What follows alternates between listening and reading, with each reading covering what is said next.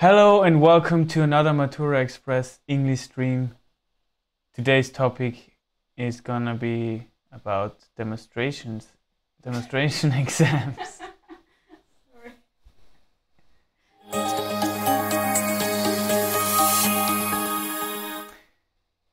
Okay, today's demonstration exams are all about the topic media and communication.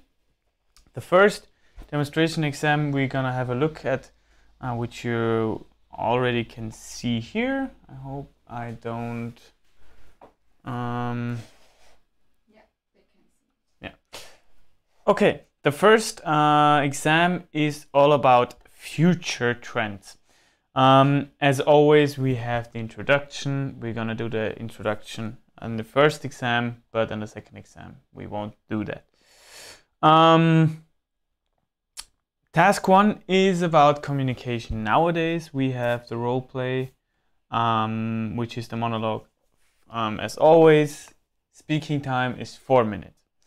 In this case, you're an expert in modern media and communication, and you have been asked to hold a talk in front of your colleagues, which are the examiners, about the different types of communication nowadays.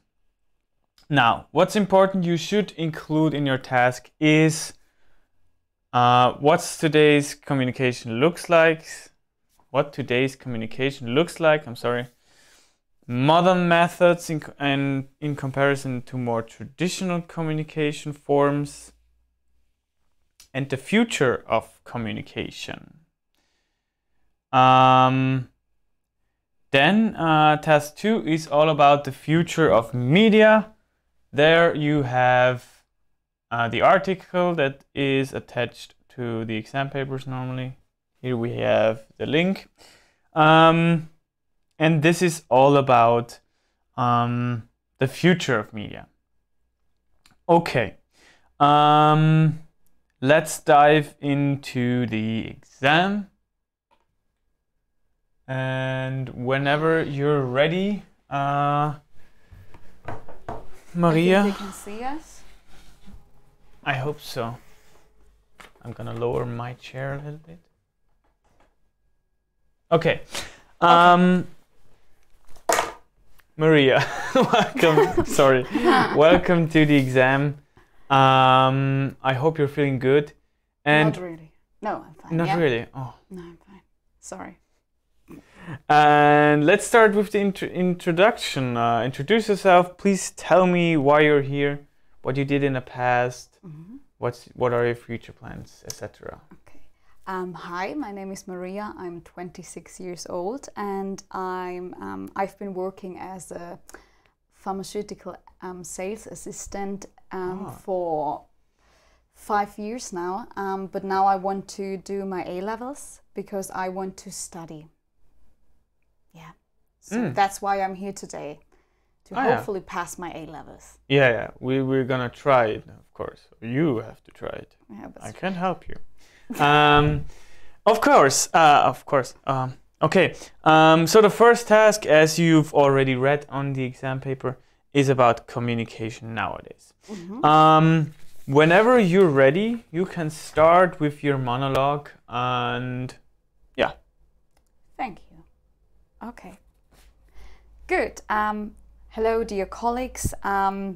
Today I want to talk about the different types of communication nowadays, and then I also will share my thoughts about the future of communication, because as you know, communication is the connection between humans, and thus it is a very important topic. So what does today's communication look like? When I'm talking about today's communication, I think it's very important to mention the internet, because the internet is getting more and more important. Almost everyone has a smartphone or uses social media. And yeah, why do we do that? I think one big advantage of the internet is that it's faster and easier. As a result of that, face-to-face communication is not that important anymore.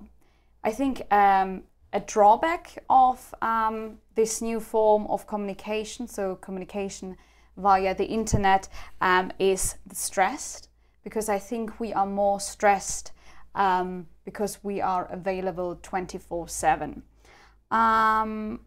Another thing that is quite important when talking about today's communication is non-verbal communication, especially in an international context, I think, because due to globalization, there are a lot of businesses and there are a lot of business meetings, international business meetings, and so I think that intercultural communication, so being able to see, okay, what is seen as rude, so do I have to shake hands or whatever, so that's very important. So I think that's a big aspect when talking about today's communication. But now let's move on to my second point. I want to compare the modern forms of communication with traditional forms of communication. So a modern form of communication is, for example, the electronic mail, so email. And I think we can compare the email to a letter. It's both written, but in comparison to a letter, an email is much faster. And yeah, it's also good for the environment because you don't need paper for it. On the other hand, a letter, I'd say, is more personal because you have your own handwriting. And I think that's also a very important aspect to mention. Handwriting is a skill which isn't that important anymore because of these new forms of communication. Then I want to compare texting versus phone calls. I mean, phone calls are also quite modern, but I think that nowadays a lot of people don't call anymore. I mean, of course, when they have to make a phone call, but if they want to get a message to their friends, they just text. And I think a lot of things are lost because of that, because you can't really express feelings. I mean, nowadays we have the emojis, which kind of, yeah, they stand for a feeling, but still it's not really a feeling, it's just a picture. Okay, so now let's move on to my last point, which is the future of communication. I think it's very hard to tell what the future will be, but I think the internet will be still very important. And I also think it will be easier to communicate with people from other countries. So maybe there will be some sort of translation system, or there will be an easy language everyone speaks. But yeah, I also think that maybe there will be more like advanced things, devices, for example, devices that kind of transmit our thoughts to others. But I think that could be very bad in some situations. So just transmit our thoughts without talking. So maybe just implant a chip on your head or in your arm and then you communicate like this. I mean, we don't know. And yeah, so, but as I've already mentioned, I think we don't know yet. But I'm sure that the future will bring out things that we cannot imagine today. And yeah, let's be surprised. Thank you for your attention. Thank you, Maria, for your interesting talk as an expert. You're welcome. And we're gonna move on to task 2. So task 2, as you know, is the dialogue, and in this case, it's about the future of media. As you know, there's also the attached text we use in this exam to reference. And what do you think is which part does technology play in the future of media? Will there be more technological advancements or kind of developments, not advancements, or yeah, will it stop? I think so. I think that the media will change a lot because of better technology. Because I think one example is our streaming devices. I mean, they changed media a lot, because nowadays we just stream music and videos, so there are no commercial breaks, and so they have to get their money somewhere else. So for example, with product placement or things like that.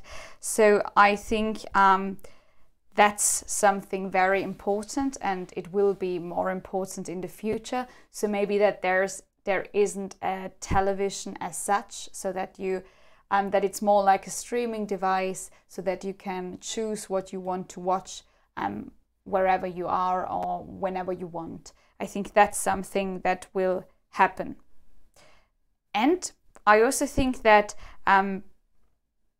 there will be more opportunities for independent artists because of all that streaming and because of the technology. For example, like YouTube, so you can just upload a video like we do and sing or whatever. And I think that's really good for artists, and I also think that will change the music industry a lot. I think it already did.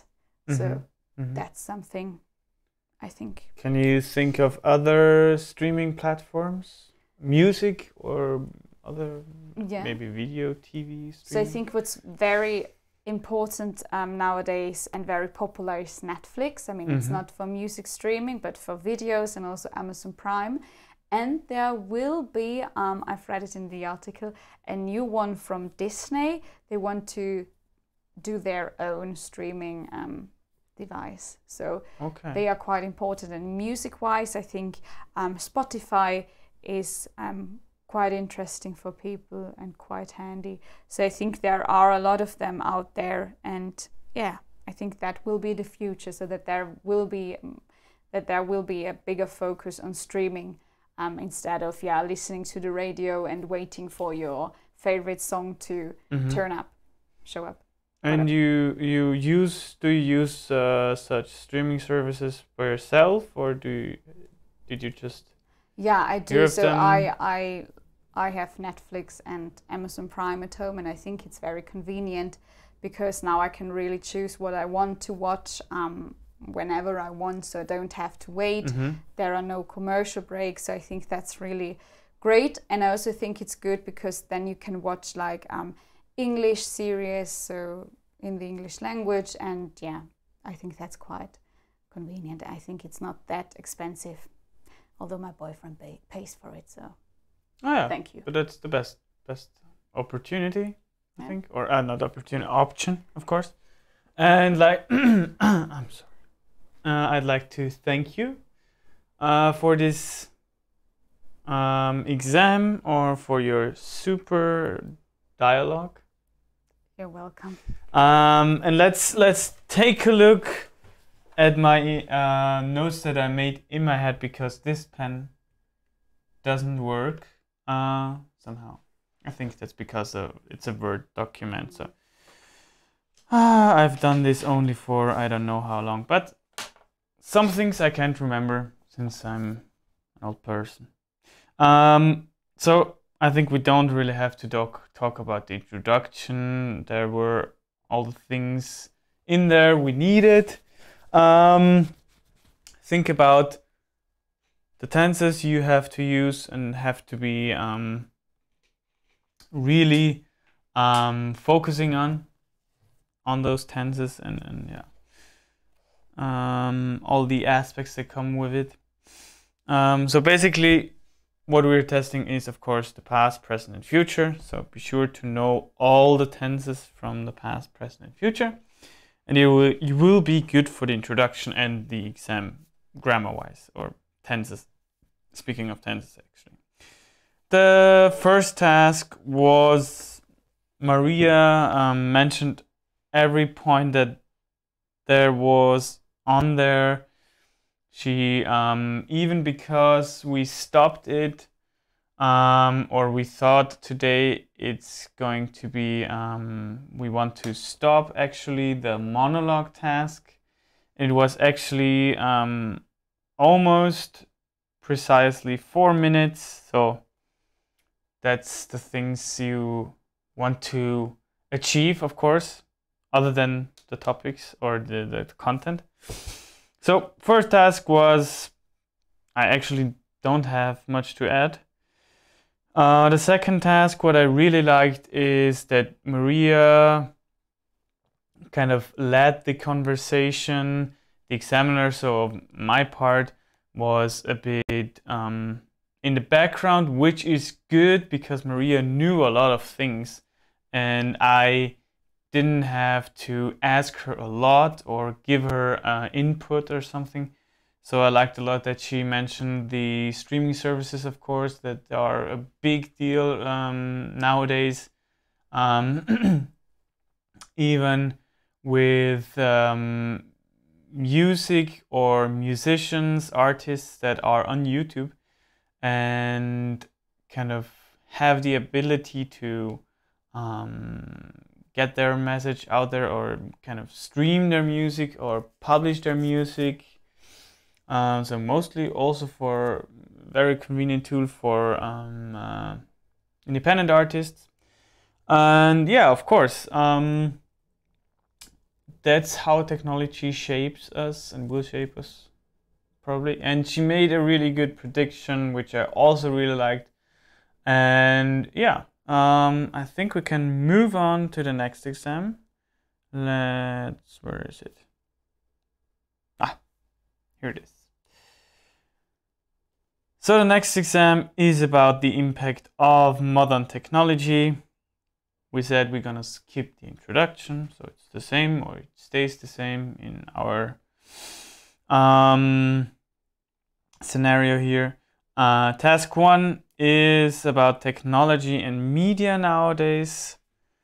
In this case, you're an expert in modern and future technology at an IT. IT company. Oh, I'm sorry, I'm not here yet. Oh. No. Bye. And yeah, what you should talk, or in this case, Maria should talk about, is how media and communication has changed over the years. Modern technology, future technology that could change media. We somehow touched upon it, but let's pretend it's a different exam. So. And the impact of modern technology.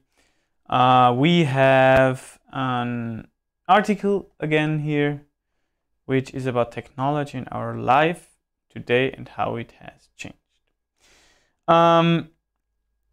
In this second part, as I've already mentioned, it's all about the impact of modern technology. Should we start with this beautiful exam? Yeah, so now I'm back. Maria's back and Maria's ready. Absolutely. To do the exam. Yeah. I'm sorry for the shirt. I think it's distracting a little bit, the stripes. Oh, anyways. White stripes. Let's start with task 1. You can deliver your speech whenever you're ready.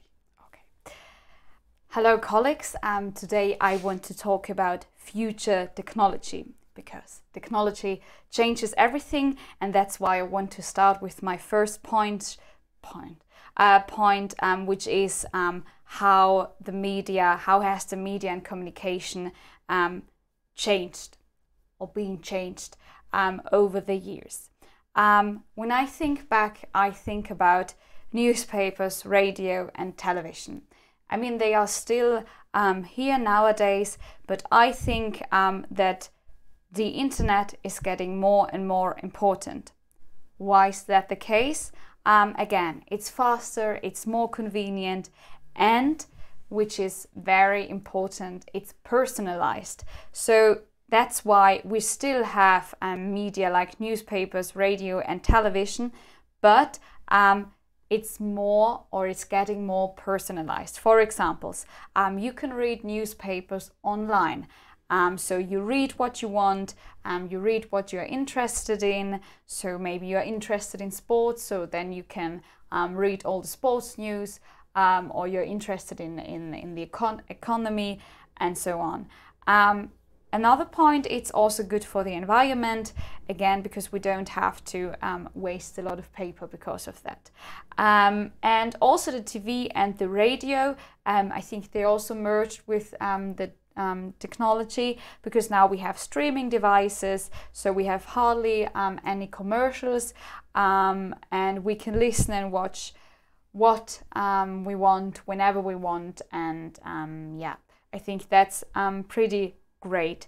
So we don't have to wait for our TV series. We can just watch it whenever we find the time. So I think that's a major point in how it has changed. Another thing that has changed a lot is that we have more of everything. We have a lot of devices nowadays, we have a lot of media, and so there is something for all, and it's also easier to access. So that are some major changes, I'd say. So now let's move on to my second point, which is modern technology. When I'm thinking about modern technology, I think about smartphone and social media, because they really changed the way we communicate, and they also allow us to stay in contact with people from all over the world, which is, I think, a quite modern thing. And of course, there are also some new gadgets, for example, like drones to take photos, or smartwatches, or fitness trackers. So I think that's also very modern technology, because it's a good way to keep fit and to stay healthy, and to track it. So now let's move on to my last point, which is future technology and how future technology could change media. I think that voice control technology is getting more popular, for example, like Alexa. So because again, it's very convenient, and some people are really lazy, but some people think it's a great device. So I think that's something that will be more popular in the future. And because nowadays we have the technology for it, so I think in a few years there will be even more technology for it. So I think that's something that could change our future. And I also think that even nowadays everything is about data. So I also think that there will be more data collected, and so also the television will be more personalized, so you can see what you want to see or what you are into. Then another thing that will change or could change the media is virtual reality. So for example, you can really dive into a game or into a movie. I think that's something that could really change a lot. And I think it's also very good for people who have disabilities, so that they could, for example, travel to a country through virtual reality. But thinking about the future, I think the future is not only about consuming content like we do nowadays, it's also a lot about creating new content. I mean, like on YouTube, or people who are writing blogs. I think that will be more important in the future, and I think that will really change newspapers, because everyone can write something on the internet. I think that's a good opportunity for everybody who wants to be a writer. But good. But I don't know.